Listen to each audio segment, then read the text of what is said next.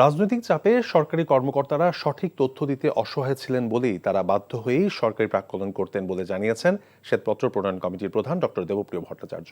এজন্য বর্তমানে যে সুযোগ এসেছে তা কাজে লাগাতে সরকারি প্রতিষ্ঠানগুলোকে আহ্বান জানান তিনি।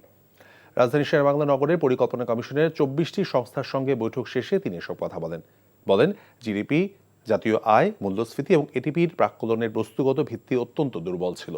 মূল্যস্ফীতি, সব ধরনের চুক্তি এবং জাতীয় আয়ের তথ্য বিশেষভাবে খতিয়ে দেখা হবে বলেও জানান শ্বেতপত্র প্রণয়ন কমিটির প্রধান দেবপ্রিয় ভট্টাচার্য।